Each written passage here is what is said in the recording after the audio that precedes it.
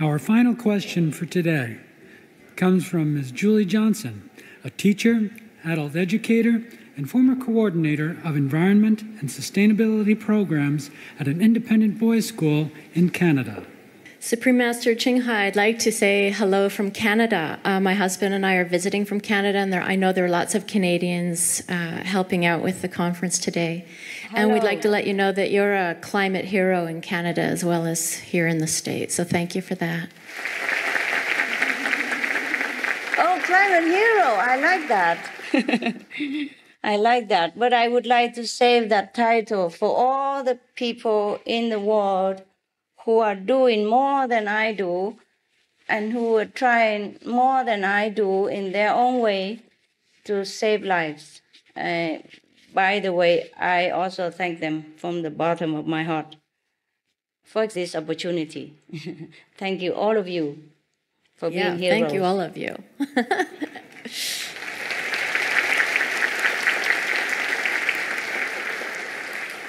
Supreme Master, there are so many inspiring teachers in this world from many walks of life. And these educators treat children as whole beings. And in addition to teaching skills and knowledge, they also instill good values in our children. And I'm wondering, how will noble, loving education help to usher in the golden era? Ah, good. Noble education. Yes. Hello, Canada. I have been in your beautiful country and the kind people of Canada. Very safe country. Also because your country is peaceful, you know, make no enemies anywhere. When you don't provoke people, then you are at peace. That's a good example. You see, Canada is a good example of, as you sow, so shall you reap, right? Your country only helps people and is being friendly to all nations. Therefore, your country is always at peace, and the people are happy, yes. But it's cold, huh? Very cold. Even then, people are happy. They're not going anywhere. They stay there. So now, I like your expression very much. Noble, loving education, yes. And it is true that we are indebted to all the inspiring teachers whom we are honored to learn from throughout our lives. Especially the teachers who impart the moral values, as you mentioned, and a virtuous way of life, who help to nurture the citizens of the world to do good deeds selflessly, who treat others with kindness and fairness, and take care of the weak and the less fortunate. If we had more such teachers, our world could become a heaven. As the famous American historian Henry Adams said, I quote him, "A teacher affects eternity, even eternity." Wow, not just one lifetime, eh? A good teacher. A teacher affects eternity. That's something to think about.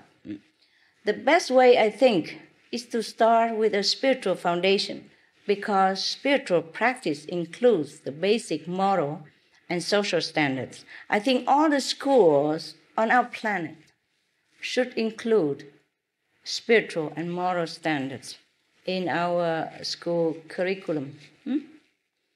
Because that's what's lacking. Deeper subject, not just saying, okay, I go to the church or I give a little to charity, which don't always even mention in the schools. Now, the basic moral and social standards we must instill in the children at a young age and provide the inner support they can always lean on throughout their lifetime.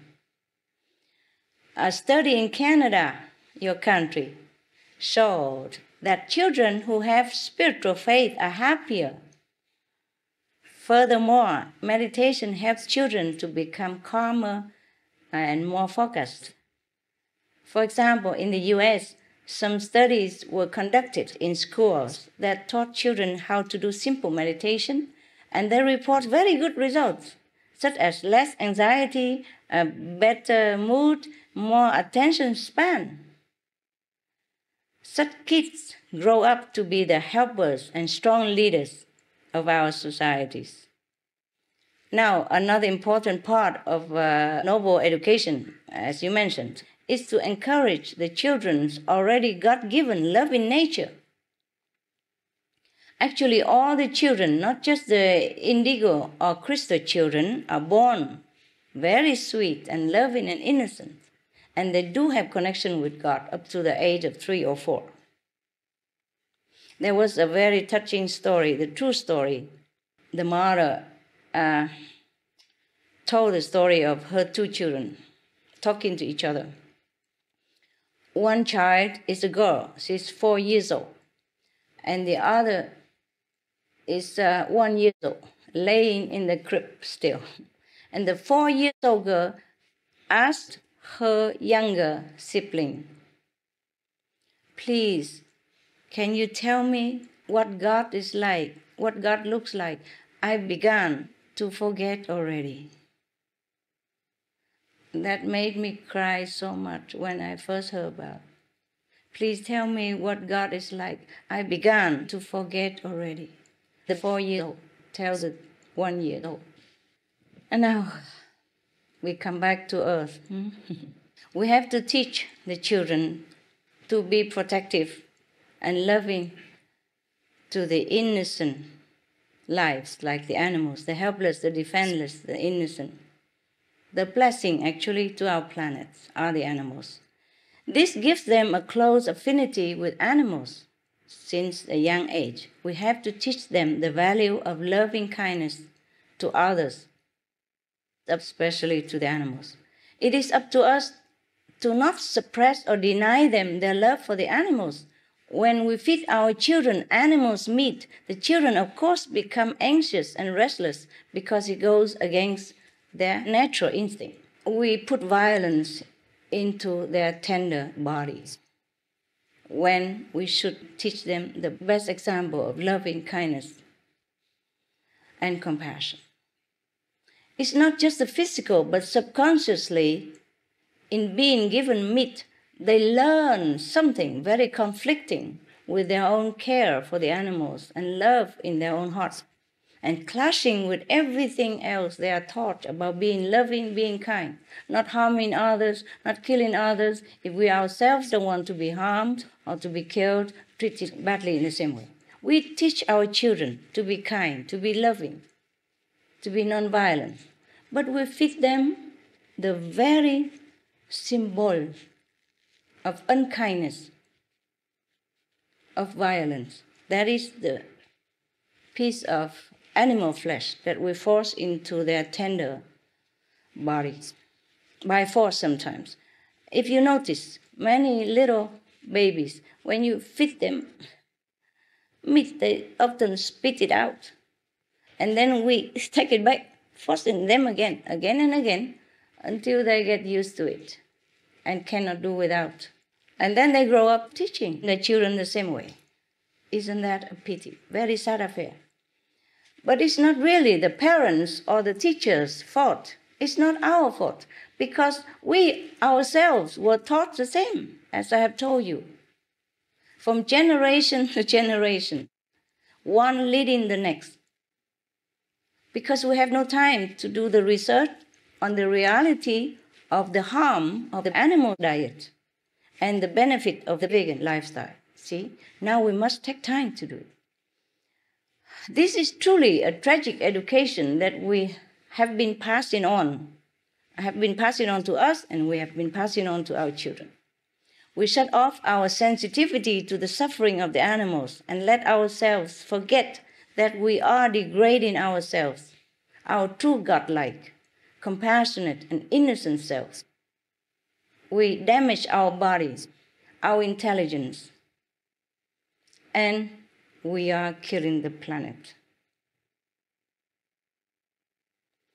Now all it takes is a noble teacher, a parent, and one noble role model to nurture in our children what they were born knowing, that we love and care for all living beings as we would ourselves. That's the only philosophy.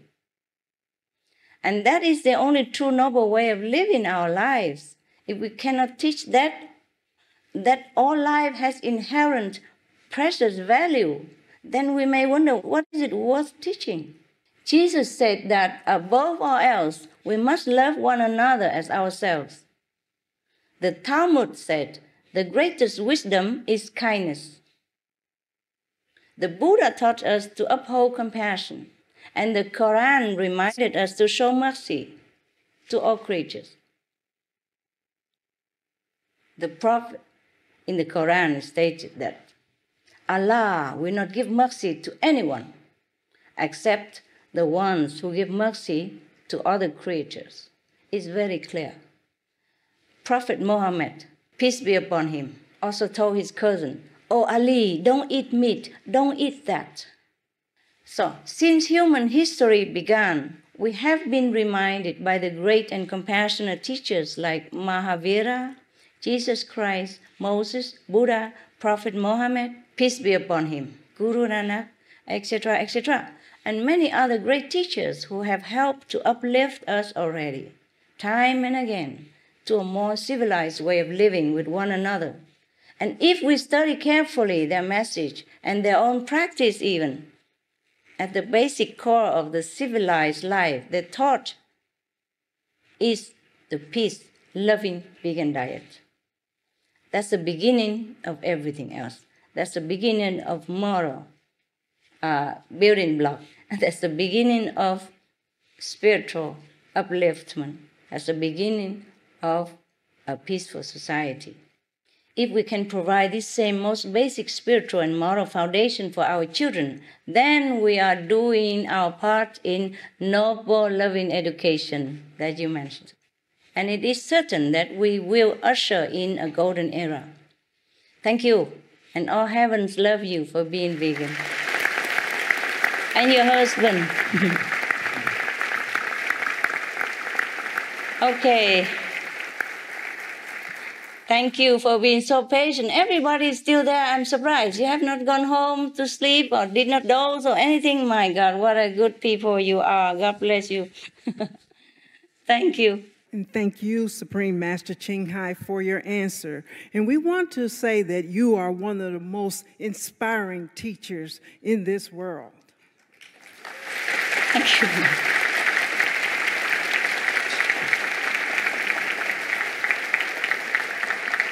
Thank you. Thank God for blessing me with such privilege. I really thank heaven every day that I'm in a position to be able to contribute some humble goodness to the society. And thank you for being good audience. Thank you for your good questions. That completes our formal question and answer session. Supreme Master Ching Hai, is there anything else you would like to tell us? Well, if people are not sleeping yet, I just want to say goodbye. A few words of thanks and goodbye. You see, I am grateful also for the questioners because their questions are very, very thought-provoking, very enlightened, very concerned, very loving. Their enlightened questions, their sincere attention, support, and love for the planet give me the inspiration to give a good answer. You see, they say good answer is because of good question, no? And most of all, I appreciate all of your willingness to join hands in helping ensure the future for our world. If we act now and together while we still have a chance and we still have some time, we can step into a world of our most splendid dreams and beyond. Thank you for good questions.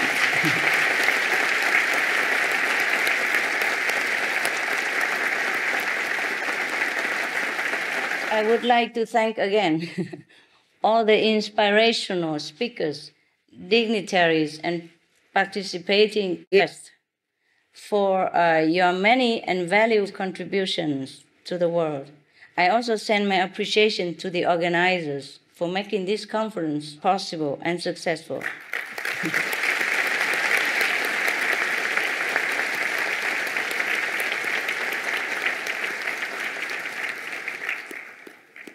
I can imagine how much hard work, dedication, and loving kindness has been put into this conference in order to make it as beautiful as it is. Yes. And because of that, we have all the beautiful, supportive, lively, good-looking audience. Thank you.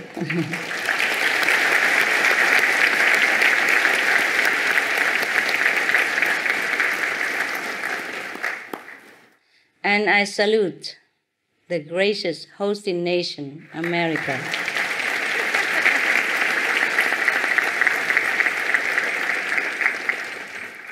As well as the capital of this great nation, Washington, D.C. As the speakers have said today, in so many ways, we must all rise to what is needed by the planet now and to what we know we can be. The time has come for us to change, evolve, grow, and stand tall as the rightful crown of creation, the benevolent rulers and protectors, and heaven's children on earth.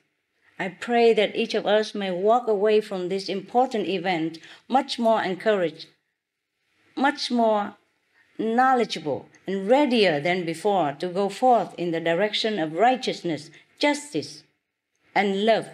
Together, let us make the unprecedented leap to the golden era, to the time of compassion, harmony, kindness, and true peace that awaits us.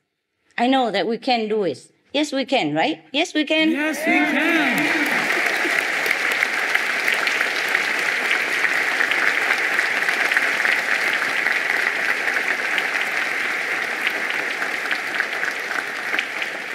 I'm positive that we can do it. And I believe the Americans will be standing as one, blazing the trail to our shared wondrous destination. God bless us all. God bless America. God bless our world. Love you.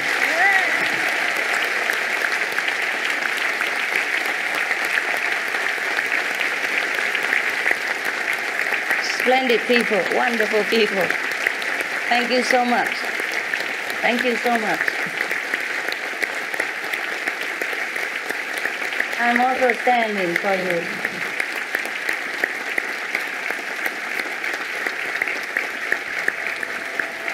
Oh, thank you so much. You know I'm standing, but it doesn't look much different. I'm not American, you see. Please be seated. Okay, and now let's celebrate with some entertainment.